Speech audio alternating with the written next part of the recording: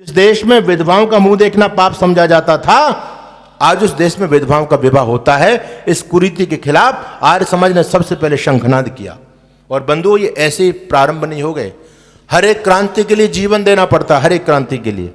जब आर्य समाज ने जिस देश में विधवाओं को देखना पाप समझा जाता हो, माँ भी अपनी बेटी का मुंह देखना पाप समझती है, उस देश में विधवा को बहू कौन बना के लेके जा सकता है? सोचो आप। कोई मामूली बात नहीं थी कुरीतियों से टकराना। ऐसा नहीं कि लोगों ने कहा बस विधवा विवाह शुरू करो, लोगों ने कर दिया। नहीं, लोगों ने घर फूंक करके तमाशे देखे, तब आर्य समाज आगे बढ़ा।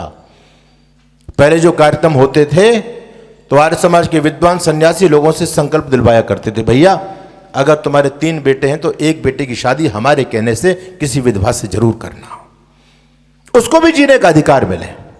मुंशी प्रेमचंद का नाम आप सभी जानते हैं, बड़े शिक्षाविद हुए देश के। मुंशी प्रेमचंद ने विधवा से विवाह किया। क्यों? लोगों ने कहा मुंशी जी आपके लिए लड़कियों की कमी नहीं है। मुंशी जी कहते हैं लड़कियों की बात नहीं है, मैं ऋषि दयानंद का मानस पुत्र हूं, मैं इस कुरीति को खत्म करना चाहता हूं, इसलिए मैं विधवा से विवाह कर रहा हूं। अकेले मुंशी प्रेमचंद नहीं, सैकड़ों लोगों ने हरियाणा के अंदर एक लालाजी आर्य समाज के कार्यक्रम में गए। वह एक सन्यासी भाषण दे रहे थे और उन्होंने कहा कि भैया तुम्हारा 2-3 बालक हैं तो एक बच्चे की शादी किसी विधवा से जरूर करना, हमारे इस मिशन में, इस धर्म की लड़ाई में हमारा साथ दो। लाला जी प्रभावित हुए, बोले ठीक है जी हम साथ हैं, मेरे 4 बेटे हैं और मैं संकल्प लेकर के जाता हूं अपने एक बेटे की शादी किसी विधवा से जरूर करूंगा। बंधु लाला जी आगे, लाला जी ने आके घोषणा कर दी कि मैं अपने बेटे देवराज की शादी विधवा से करूंगा। घर के लोगों का लाला जी दिमाग खराब हो गया है, विधवा को बहू बना के लाओगे, गांव का घर का नाश कराओगे। गांव के लोगों को पता चला, सबने विरोध कर दिया, लाला जी का दिमाग खराब हो गया, विधवा को बहू बना के लाना चाहता गांव के अंदर, इस गांव का नाश कराएगा क्या लाला जी? लोग आए लाला जी को धमकाने, लाला जी को समझाने, लेकिन लाला जी हर दृष्टि से बड़े ताकतवर थे, धन से भी, शक्ति से भी, समाज में बड़ी प्रतिष्ठा थी। लोगों ने सोचा कि भाई लाला जी समझने वाला ही नहीं है, खूब समझा रहे हैं, लेकिन इस पर ऐसा भूत चढ़ गया दयानंद का, आर्य समाज का, कि इस पर लोगों के समझाने का कोई फर्क ही नहीं पड़ रहा। तो लोगों ने लाला जी को कहा कि लाला जी तुम नहीं मानोगे, तुम्हारा हुक्का पानी बंद करेंगे हम। लाला जी बोलो कर दो बंद, हम हुक्का पानी पीते ही नहीं है तो बंद क्या करोगे, हम तो आर्य समाजी बन गए, आर्य समाजी तो उन व्यसनों का विरोधी है, तुम कर दो बंद, हमारा क्या करोगे। लेकिन हम संकल्प लेके आए, कुछ भी हो जाए अपने संकल्प को पूरा करेंगे, एक बेटे की शादी विधवा से करूंगा। तुम होते कौन हो? मैं अपने घर में तो ला रहा हूं ना उसको बहू बना के, तुम क्यों रोकते हो मुझको? जब लोगों ने देखा ये लाला जी रुकने वाला नहीं, तो बंधु फिर वही बात, जब कोई किसी का बराबरी नहीं कर पाता है, जब कोई आदमी किसी के कब्जे में नहीं आता, तो केवल एक षड्यंत्र रहता है, उसको बदनाम किया जाता है। लोगों ने कहा छोड़ो भाड़ में जाने दो लाला को यार, लाला के पीछे पड़ गए, विधवा को ला रहा है विधवा को बहू बना के। अरे विधवा को नहीं लाएगा तो और किसको लाएगा? उसके लड़के काले कलूटे एड़े बेड़े, कौन अपनी लड़की देगा उसको? तो क्या करे, विधवा को तो शादी करा के लाई गई, और कहां से लाएगा वो बहू?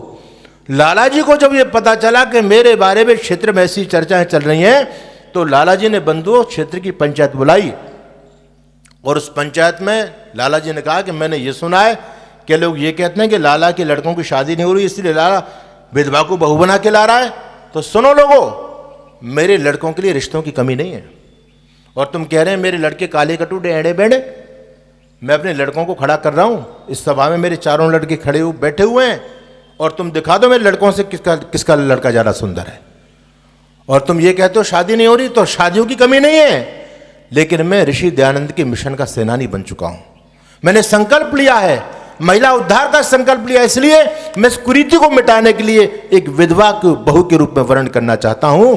और तुम ये कहते हो कि लाला के लड़के की शादी नहीं हो रही, लाला का लड़का काला कलूटा है, तो सुनो मेरे 4 लड़के हैं, इन 4 लड़कों में जो लड़का सबसे सुंदर हो उसका नाम बोल दो, उसी लड़के की शादी विधवा से करूंगा। पंचों की बोलती बंद हो गई, सबकी बोलती बंद। लाला जी फिर खड़े हुए, बोले तुम्हारे तो अंदर बोलती बंद होगी, इतना दम है नहीं, लेकिन मैं घोषणा करता हूं। उन्होंने अपने सबसे बड़े पुत्र को खड़ा किया, देवराज को। देवराज की हाइट लगभग 6.5 फीट, गोरा चट्टा नौजवान, बहुत स्मार्ट नौजवान।